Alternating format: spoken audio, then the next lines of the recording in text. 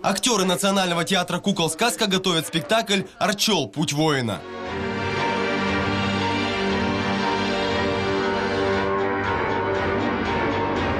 Немая сцена. В хакасском фольклорном спектакле «Орчел» по-другому и не будет. Зритель услышит только этнические мотивы композитора и увидит картинку. Актеры планируют рассказать историю воина без слов, языком жестов.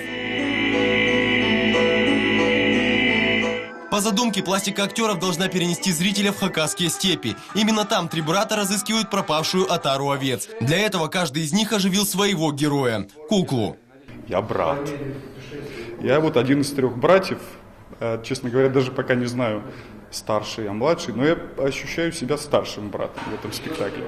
Спектакль «Орчел» привез режиссер-постановщик из Санкт-Петербурга Максим Пахомов. На вопрос, почему хакасский эпос, отвечает: сам вырос в Хакасии и с традициями знаком. При этом решил устроить эксперимент.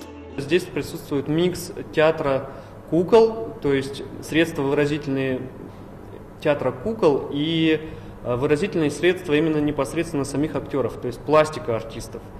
И поэтому мы пытались найти вот эту связь между куклой и человеком. Прочувствовать эту связь артисты приглашают 31 января. Кроме игры актеров, на сцене будет много театральных ноу-хау. Свет, необычные ткани и немного магии.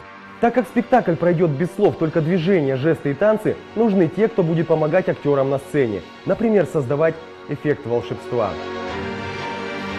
Естественно, таких людей из зала не видно. Действие будет проходить, что называется, в черном кабинете. Так называются представления, которые проходят в кромешной тьме. Руслан Романов, Евгений Сульбереков, Владимир Чебодаев. Новости. 7 телеканал.